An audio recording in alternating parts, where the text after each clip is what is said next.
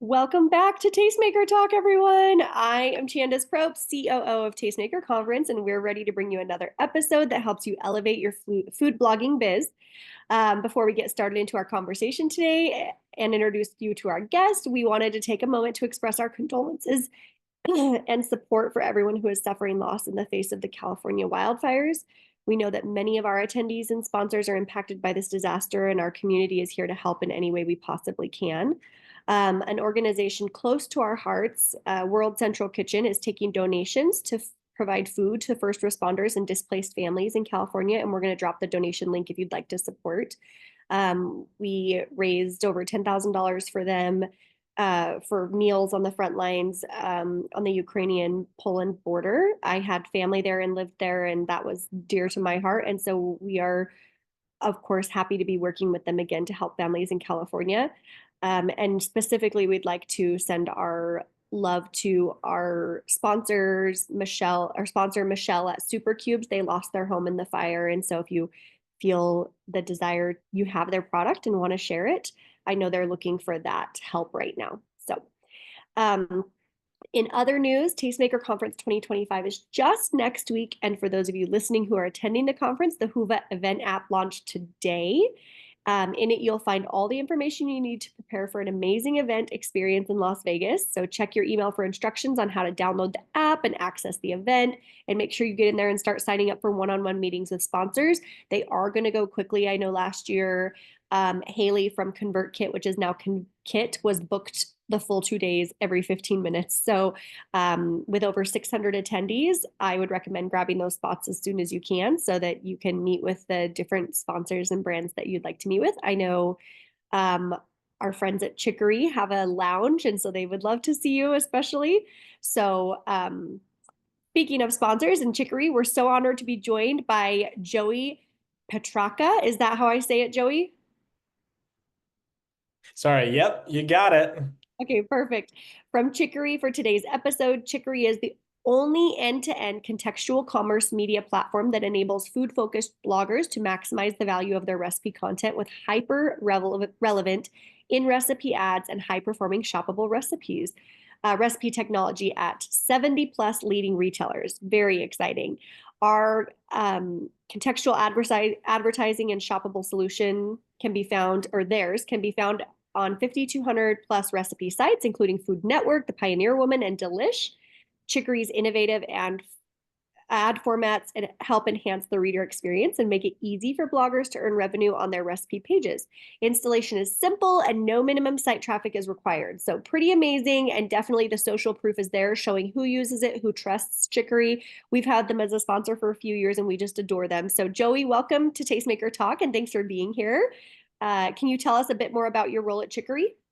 Yeah, well, first of all, super excited to be here. We're very excited for the conference that's coming up very fast. We're super excited to attend that. So yeah, I'm Joey Petrarca. I'm one of the co-founders of Chicory actually. So been working on this for about 12 years now, which is a long time, I think, to do anything, but I still, love it and I'm learning every single day. I'm the company's COO, which doesn't mean a whole lot, actually. Like, I remember when I first got that title when we started the business, and I was like, what is a COO? What does a COO do? And it's kind of different at every company. And certainly my role has evolved a lot over the last 12 years. I've kind of done a little bit of everything. But today, kind of the definition of that role, I deal a lot with what we call kind of our back end stuff. So product engineering, analytics, campaign management. And then I also actually work a lot on business development. So working incredibly closely with the publishers, so the companies that you just talked about, Hearst that owns Delish and Food Network and sites like that. And then I work a lot as well with our retail partners, so companies like Kroger, Instacart, Walmart. Yeah, so a little bit of everything, but yeah, again, excited to be here and chat with you about Chicory. Perfect. I love it. Well, as a fellow COO, you know that, it can be ever changing as the role and like you said, it looks different in every company, that's for sure. Um, well, can you give us a quick overview of what Chicory is and how you guys are changing the game for food bloggers? Yeah, so I think an easy way to think about us, if you're a food blogger, is we're kind of a novel way to monetize recipe content that lives on your website. So we essentially do two different things for sites that we work with.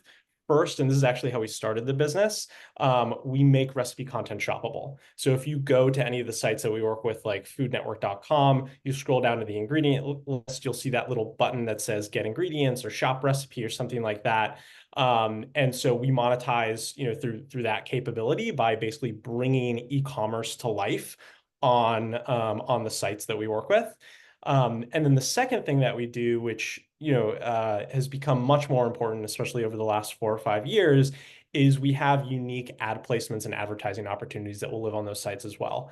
And so those all really revolve around contextual ads, right? So we're big believers that when it comes to advertising, simplicity is key. Like there's so many algorithms and AI and all these buzzwords and things like that with advertising. And I think we all know there's a lot of weird and funky ads that sometimes get onto our sites. I've heard the classic example from a lot of food bloggers of the toe fungus ad. Maybe we'll talk about that a few times in this conversation. And so what we do, which is kind of unique, is we exclusively work with food brands and grocery retailers and companies like that. And we're able to advertise their products when it's relevant on a piece of content of yours. So, for example, if you have a chocolate chip recipe cookie that calls for butter, Land O'Lakes might be an advertiser that appears on that site. And so it's ensuring that every ad a reader sees is relevant to their experience. And then that shoppability kind of takes it to the next level, offering that utility and that experience to that user as well. So it's kind of, this unique add-on that bloggers and other recipe websites can integrate into their websites. I love that. And I think the first question people would be asking in the audience is, how does this work with my current ad company? Yeah, no, 100%. It's a great question. It comes up all the time. So depending on the company, like the managed site that you work with, or platform that you work with, we actually might be directly integrated already. So we directly integrate, for example, with Mediavine, with She Media, with WordPress Recipe Maker. So in all of those relationships, you can either reach out to your main contacts there to turn on Chicory, or we'll actually be integrated into the dashboard. So for example, with Mediavine, we're directly integrated into their dashboard. If you're leveraging, another network or another company, you can work with us directly as well. We have a full service publisher team that helps companies, onboard and integrate. We actually just launched a whole new kind of easy onboarding flow that makes it super simple for bloggers to sign up and get started with us. So, we can really work with anyone, no matter what kind of, platform or program they're utilizing right now. I love that. And will you guys be integrating with Raptive as soon as well? Always in conversations with Raptive for sure, definitely. But yeah, we're excited to keep our conversations going with them.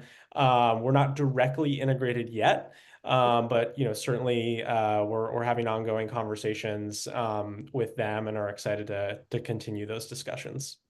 I love it. Well, as a Raptive member, then I will be sure to let Stephanie know that I would love to see that in there.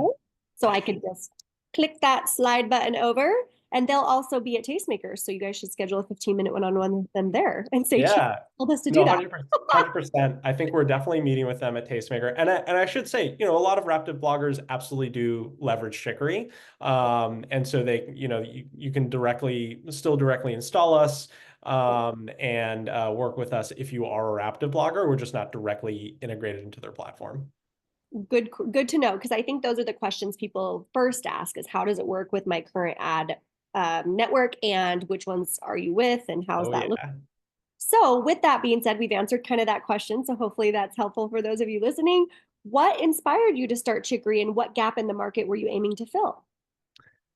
Yeah, so I was thinking about, this actually a couple of days ago. At the start of the new year, I always like to reflect on, what are we going to do in 2025? What did we do the last year? I was kind of thinking about the early days. And if you go way back to the beginning, the the spark for not this idea, but for starting a company with, my co-founder, one of my best friends, Uni, who's the CEO of Chicory. We watched a movie called The Social Network, which is hilarious to think about. I don't know if anyone's ever seen that movie, but it's about the founding of Facebook. And when we started the business, which was in 2012, 2013, I feel like it was kind of the height in many ways of kind of like startup culture and startup life and all this stuff. And so, we started this business when we were seniors in college, and it just felt like a really, really unique time, kind of in the world where two young, essentially kids at that point, realistically, right? We were like 21 years old. We could have an idea, we could talk to investors, we could raise money, and it just felt like a really unique opportunity. And so, that's kind of early days how we started. How we landed on this idea, I come and Uni comes from families where the family dinner was super, super important. So my dad is an amazing home cook. I did not grow up eating out that much. He's an amazing home chef. And then Uni, his mother is like one of the best home chefs in the world. And neither of them blog, but we've been slowly encouraging both of them to maybe dip their toes into that over the last few years. But this idea of food and family and the importance of cooking was just really central. And so we started exploring ideas kind of in that general space. What's going on with food, what's going on with cooking. And so we started to do research. And at the time it was almost academic. We basically said, okay, 12, 13 years ago, e-commerce grocery wasn't really a thing. None of the companies that exist, like Instacart didn't exist, and Walmart didn't have pickup, and Kroger didn't have pickup. Like, it was very, very nascent in early days. But we basically said, okay, in a world where that changes, right, where e-commerce grocery starts to become more important, and people just use the internet more to figure out, what they're going to make, and whether it's ordering groceries online or maybe just using that as inspiration, right? They're just using the internet a lot more. There needs to be this connection point between content and commerce, right? And so that was kind of the central thesis, is let's be that connection point that bridges the gap between everything that's going on in food content and all the amazing inspiration there, and then this growing kind of segment of digital grocery, that was just popping off. And we didn't know anything about advertising at that time. I don't even think we knew what a CPM was. I think I barely know. I've just found out what an RPM is. No, kind of just kidding, but like there's so many acronyms in our industry. And, so that kind of all came a little bit later, but it really started from that inspiration point of like, okay, this is a problem that we kind of have. And then, what's going to go on with this industry? And I think it's taken a long time, but we're there, we're getting there. I love that. And I love the bridge between content and commerce. I think that's exactly what was missing and that Chicory Yeah. brought to the table and is doing really well. It's one thing to see a need and fill a need, but it's quite another to do it very well. And your team has done it in a way that puts creators first. And Yeah. that is something that within a business is very difficult to do, where the creators feel that. And your team has been so warm at every event we've had. And we love having you guys involved. And I know people really love what you offer. So we appreciate what you're doing. Um, so with that, let's go into a little bit more about how Chicory helps food bloggers monetize their content. Kind of walk us through the process from sign on to plugging in. Yeah. So, basically, in terms of integrating with us, again, you can kind of work with any of those platforms that we work with, like Mediavine. You can directly kind of toggle us on through their dashboard. If you don't do that, you can visit chicory.co, and there's kind of a process to sign up, or reach out to us on our email, which is publishers@chicory.co, so CHICORY.co. And essentially, you just need to install us through one of those methodologies. And then two things will start happening. So one, we'll be able to integrate your content into our platform. So that happens automatically. All you need to do is sign up and install our tech. And then the shoppable recipe button will start appearing, and then the ads will start appearing. And I have to say, there's a ton of customization that can go on with both of those. For example, where the ads are, how many, how they look and feel, all of that is customizable. And same with that shoppable recipe technology. A lot of this is customizable, very modular. And then on the back end, one of the exciting things that we've just launched towards the end of the last year actually is what we're calling the partner portal. And so this is kind of your hub for Chicory. And it's an analytics dashboard where you're able to get really rich and interesting content insights about your site. For example, your most shopped recipes by retailer, right? Like, okay, well, what of my recipes are indexing against, Walmart versus Kroger, and a lot of rich information that ultimately, we think will help food bloggers better monetize their content holistically, not even just their Chicory, but, learn more about your users, learn more about your content. Yeah, so that's kind of the end-to-end experience and platform, I would say. Great. And I think one of the follow-up questions that creators will have is, I know you talked about making it a smooth process for creators for sign on. So are you there to help them from the moment they join through to get it all running smoothly, or do they have to kind of figure that out themselves? Yeah, no, so we have kind of a full managed service that we can work with food bloggers on. I think that's to your point about kind of surviving and thriving here. Like I think we learned early on that you just have to have really good service, right? Mhm. Like you just have to, and we're all just people. We're all just trying to figure out how to do this. And yeah, certainly we're a business. We have time constraints, but if we're going to do something, we want to do it right. And so, you'll probably be interacting with Amelia. She's an amazing member of our team. She's actually going to be a tastemaker, and she kind of, does a lot of the management of that publishers at chicory.co email. Um, and yeah, we can kind of help you install and answer any questions that we have. Obviously, we also have, an FAQ, and we're trying to make it super easy so you don't necessarily, have to email us or have to get on a Zoom. But certainly, if there are any issues that arise, we have a team to support that, which we think is super, super important. I love that. It definitely makes it so that there is a seamless integration and user experience when you offer that. And I Yeah. know people, when they're working with you, can reach out to publishers at chicory.co if they need any help or throughout the process, correct? Yeah, absolutely. And I will say, regarding your service, I will say that Carrie is one of the top nicest people I've ever met. She has kindness that emanates from her, and you can just feel that. And that's exactly what you want when you're, doing something new for your blog. It's always scary to make those choices and those investments and things like that. And so when you have a team that genuinely cares, like I know Carrie does, that makes a big difference. So I appreciate that it's not just words, it's actually action. And we've seen that in with your team as well. So Oh, uh, that's so. so with Chicory's shoppable recipe feature, it's truly a game changer for bloggers and readers. That's the nice thing is as creators, we're always looking to make the experience for the user the best it can be. And if you can just purchase everything right there, it's so much easier.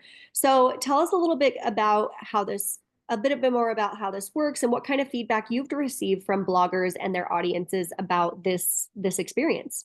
Yeah, yeah. So I think the best place to start with this actually is understanding the landscape. This is not new, right? Like I'm sure if anyone who's attending Tastemaker has been blogging for more than 3 years or so, like there's been so many companies that have tried this. And I think you were kind of hinting that a little bit earlier, right? Like I won't name names, but there's been a lot of businesses that have tried to do things like this in the past. And I think it's mostly been unsuccessful, honestly.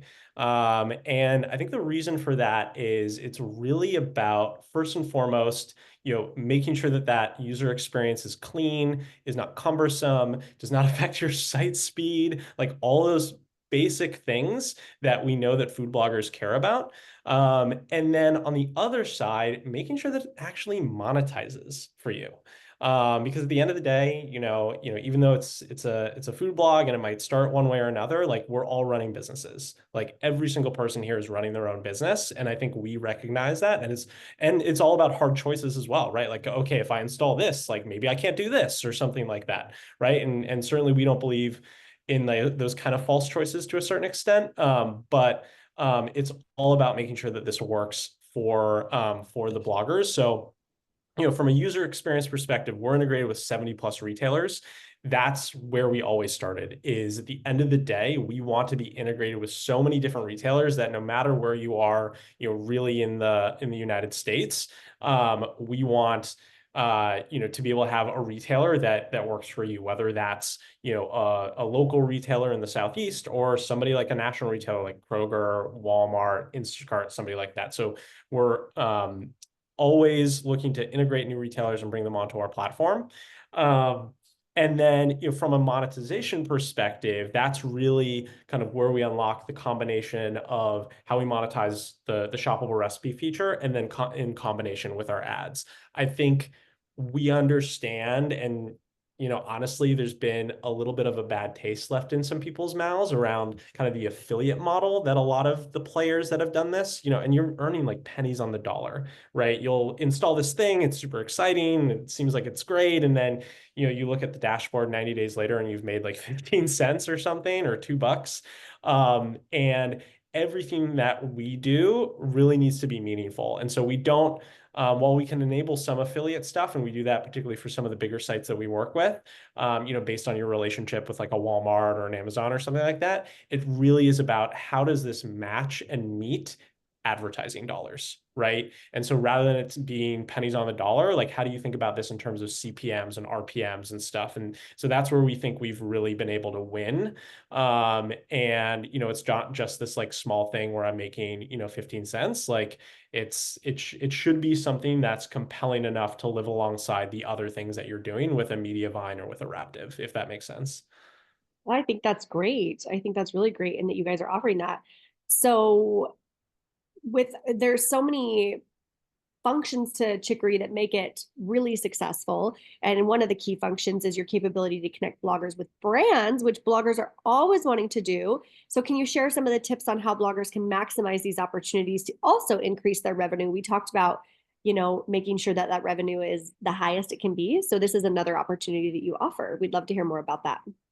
Yeah, so first and foremost, as I mentioned, the unique thing about what we're doing is that we have the direct relationships with the brands, and that's the advertising that we're bringing in. Like, I don't want to get too technical about, programmatic advertising and ad tech, but the vast majority of ads that are going to appear on any food blogger website through kind of, I'll call it normal means, are happening in an automated fashion, right? Like something about that reader at that moment told a brand, and it could be a toe fungus company, it could be Toyota, it could be whoever, to serve that ad, right? And everything that we're doing is about these amazing, top tier food brands, like Kraft or Campbell's or Land O'Lakes, like all the brands that we think of and know in the grocery store, as well as new and emerging brands are definitely a growing category for us.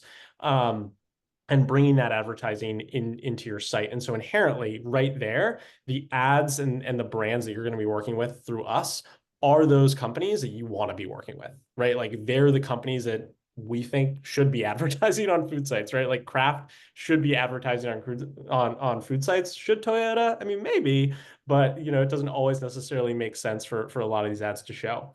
So I kind of start with that framework of, day one, that's kind of what we deliver is these premium ads that are going to be, running across your sites, and that relationship that we have with those brands. I think in terms of, forming your own relationship with brands, really that's where our data comes in. And, I kind of mentioned this thing called the partner portal. But I think it comes from really understanding your audience. First and foremost, who am I reaching? Who are these people? Where do they shop? Because that's what brands care about more and more.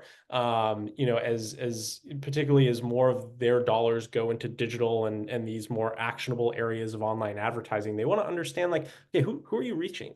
And so I think the more that food bloggers can learn about their audience, the better. And certainly we want to unlock that, in the way that we can through our shoppable tech and giving bloggers those insights.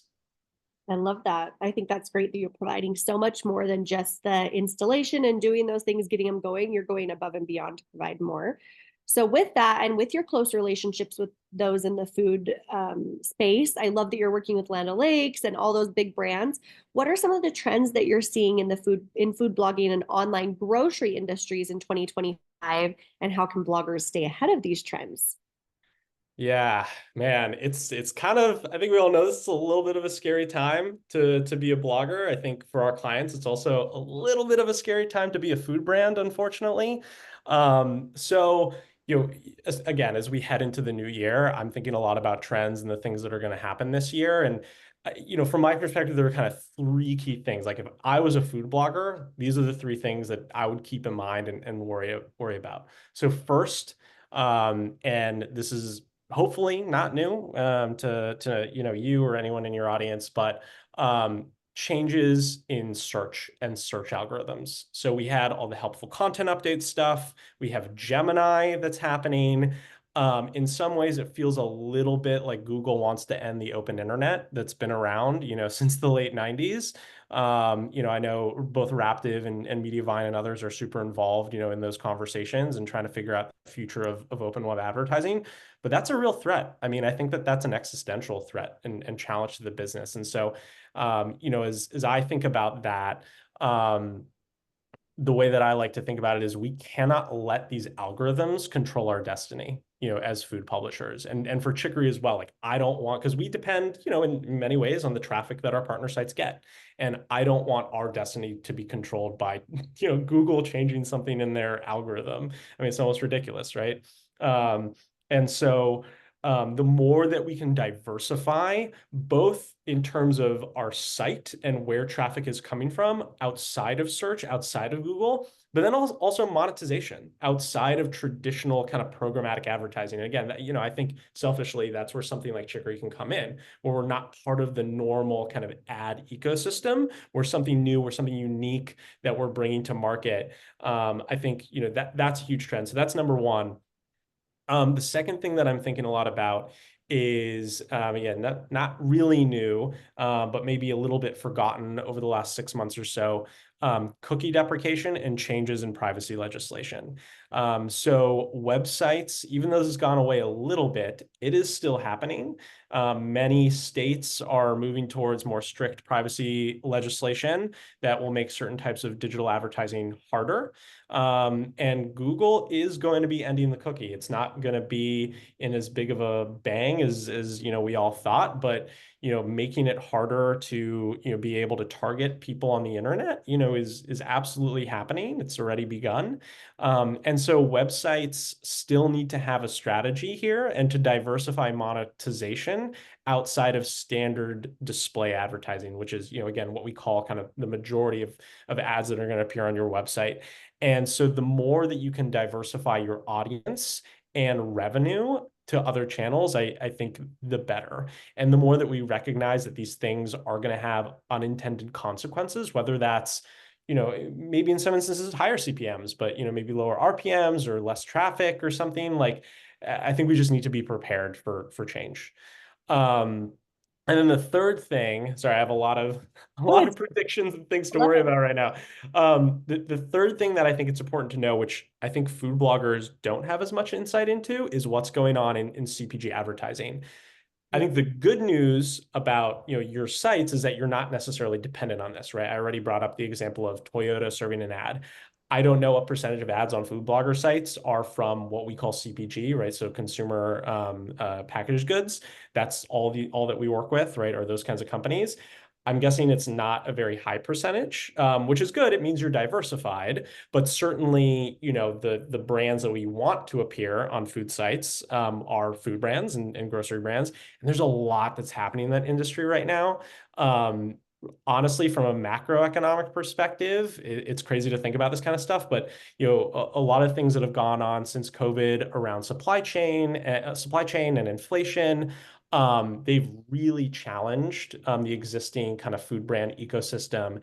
And one of the biggest things is the growth of what we call private label. So that's grocery stores launching their own brands. So they're really good at it nowadays. But for example, Stop and Shop has their own brand, right? And Kroger has their own brand, and their market share is growing.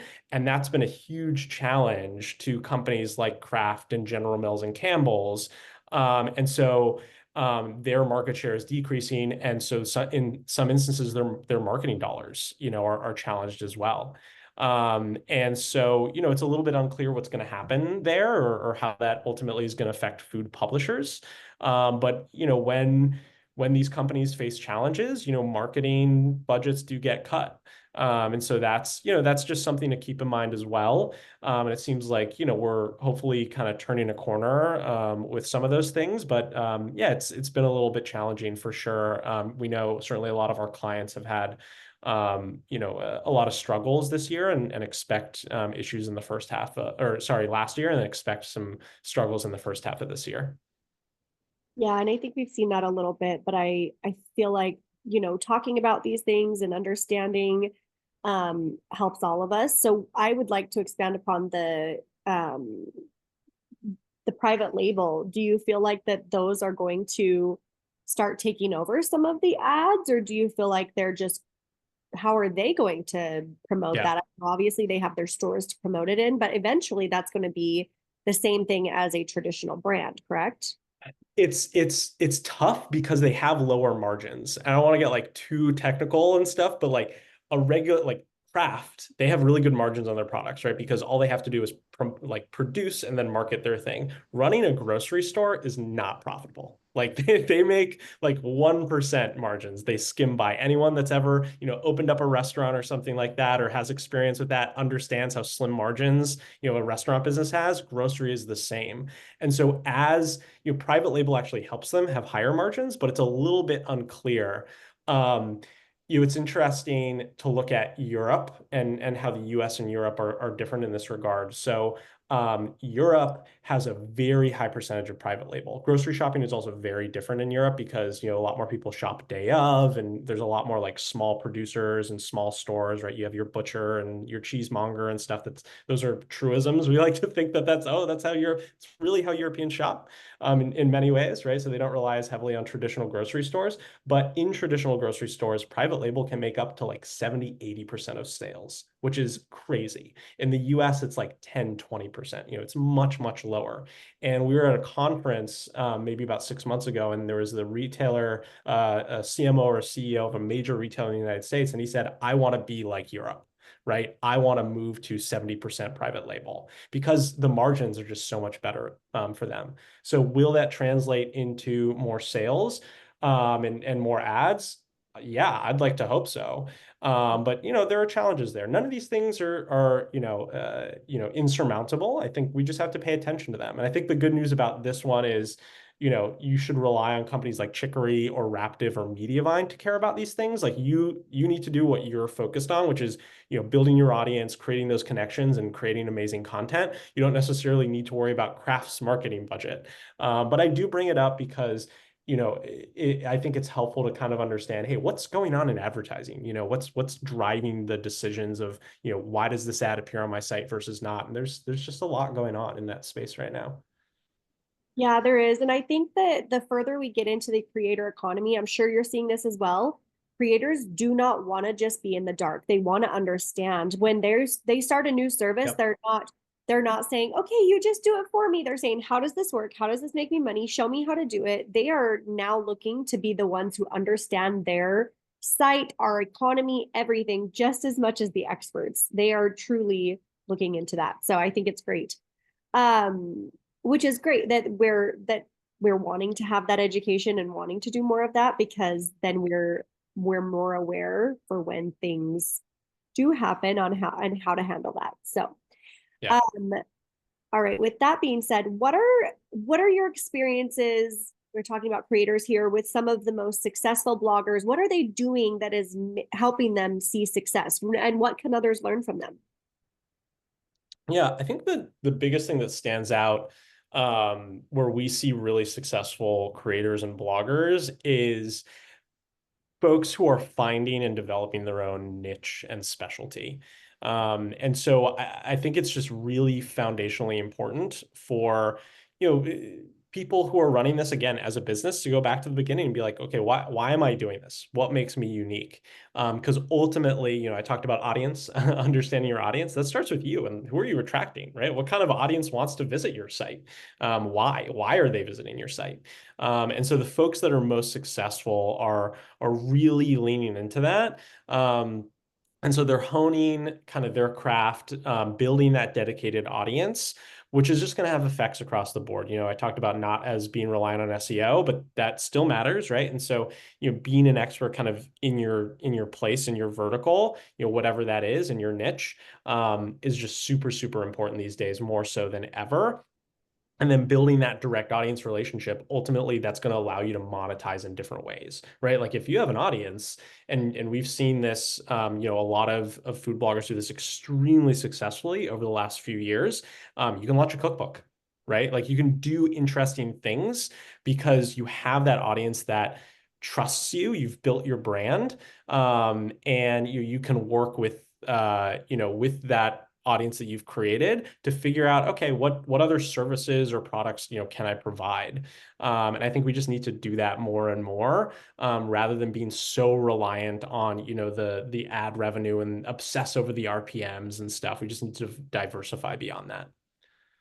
Well, I think that's great because we just had a call. We just had a call on Wednesday with Raptive, and I kid you not, his exact answer was that was finding your niche and making sure that you're really working that. So, how interesting. Now you've heard it twice from two experts, from Chicory and from Raptive, which tells you that's a pretty good indicator that it is important. So, thank you for sharing that. I think that's great. And we are seeing so many people who have literally matched their ad revenue with cookbook sales or with online Yeah. classes or with a product. We work with the Fancy Food Show and they have a wonderful oh goodness, I don't even remember the name of it. Daphne, you're gonna have to jump in and share with me what that is. But it's where they're helping creators launch their products because creators, people trust them. They're looking to them. Oh, Maker Prep. It's called the Maker Prep, where they're helping them launch a product. For example, if this green smoothie person who does green smoothies all the time, they're helping her launch a powder. Who I'm not Yeah. saying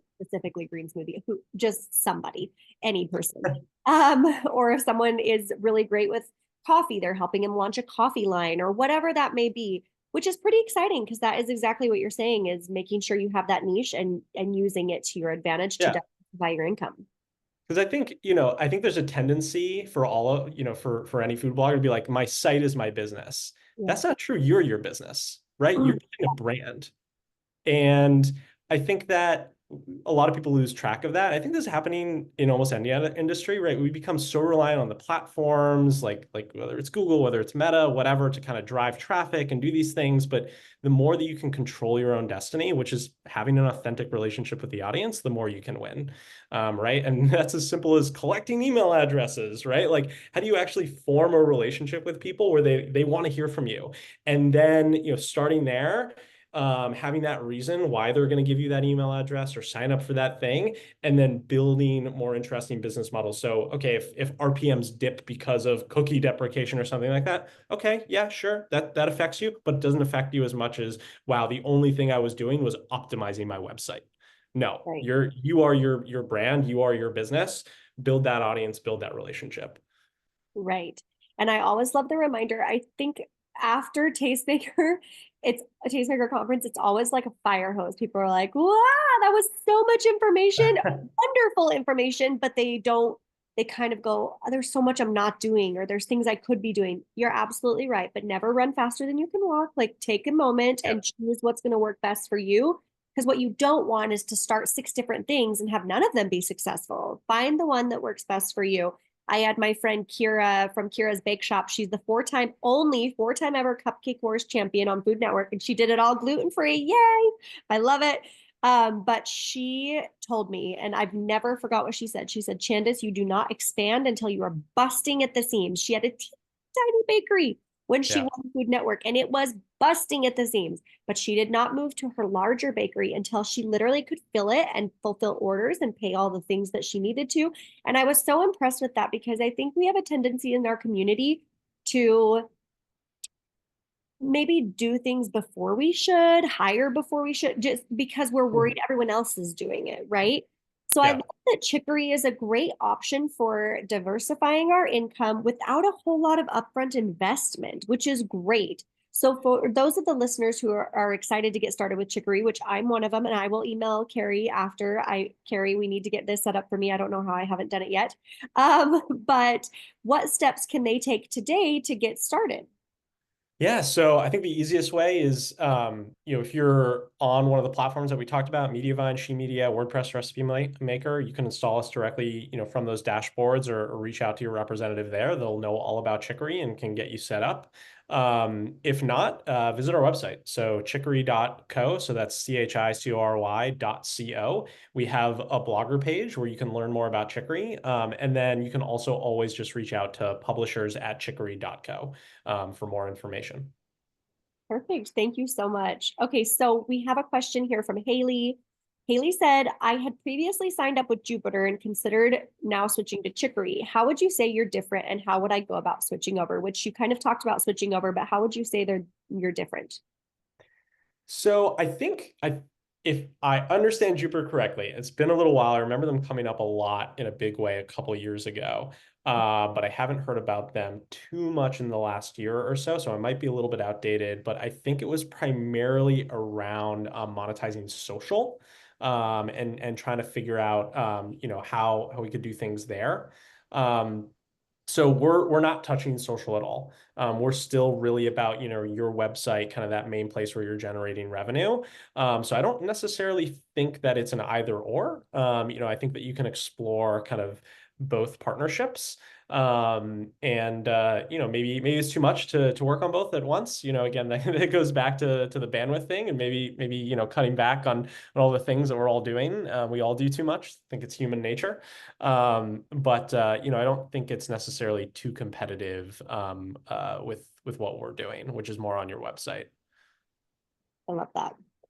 Let me pull up here just we have a couple other questions. I'm just trying to get those pulled up. I apologize that my computer closed them out. So let me pull those up really fast here. Um, all right. So some of the other questions that we had come up today were, sorry, it's just loading it. Thank you, Joey. Um, all right. So some bloggers are a little hesitant to monetize aggressively. So how can they shift their mindset and start treating their blogs as a business? Okay, yeah. I love this question. It goes back to like, we were just talking about like your business, your site is a part of your business, but you're your business. Um, it's funny when the helpful content update and fiasco happened late last year and then or in 2023 and then again a little bit in 2024. We actually hired an SEO consultant to help us and some of our sites that we work with to optimize things and make sure we were doing well. And this person didn't know anything about advertising, which was very interesting because when they did an analysis on a lot of the top sites that we work with, they said, hey, you should get rid of this ad network company. It's destroying your ability to like, it's ruining your SEO. It's slowing down your site. And it was kind of funny to get that perspective because like, yes, okay, I could take it off, but then I don't make any money.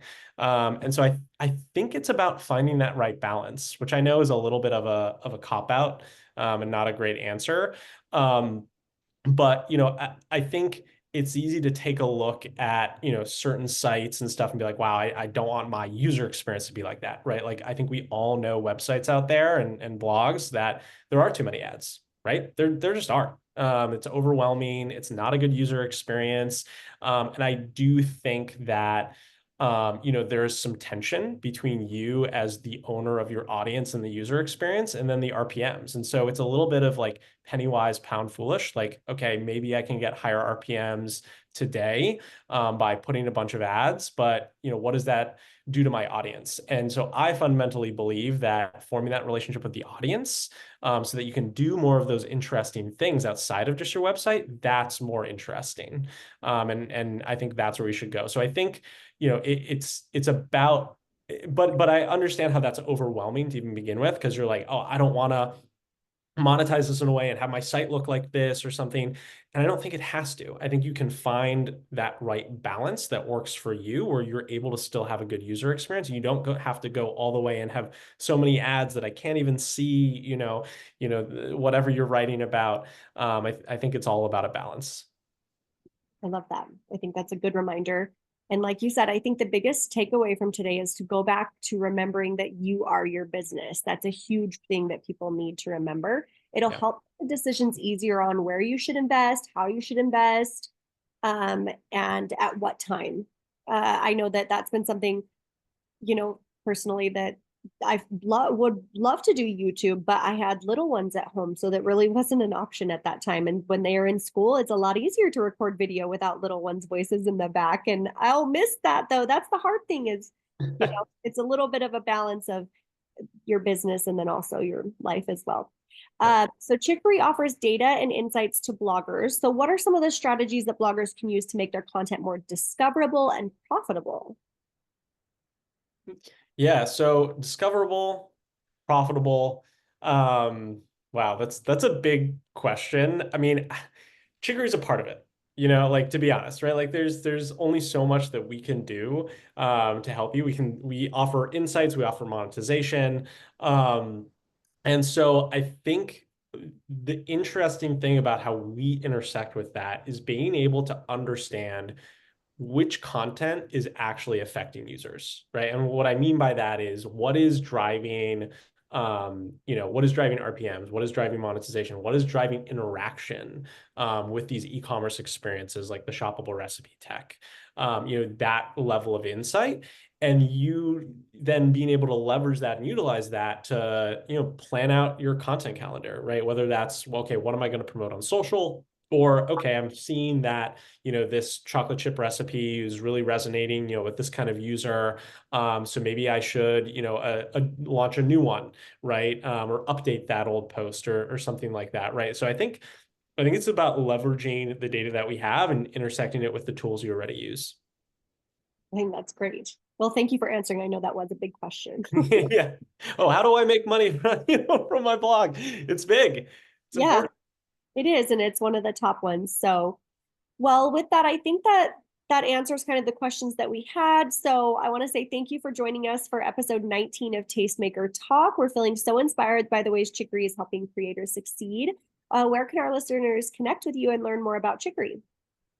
Yeah, so definitely a great place to start is our website, chicory.co. And we have social media presences.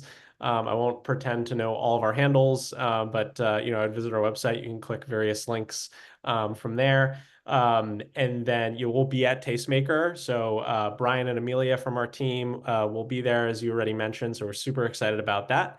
And if you're interested in learning more, feel free to visit the site or feel free to email us, publishers@chicory.co. I think it's a great way, to get in touch if you have questions or want to learn more about what we're up to. Perfect. Thank you, Joey. It was so wonderful to talk to you, and we appreciate all that you shared today. And definitely, if you're going to be in Las Vegas, schedule a one-on-one with their team. Again, thank you so much. I don't and don't forget to tune in for our next episode where we'll be chatting with Yahoo in just a few days. I think it's our last one before the event. We're getting everybody in. We want to talk to everyone before the show. We hope everyone has a great day and a wonderful weekend. Bye.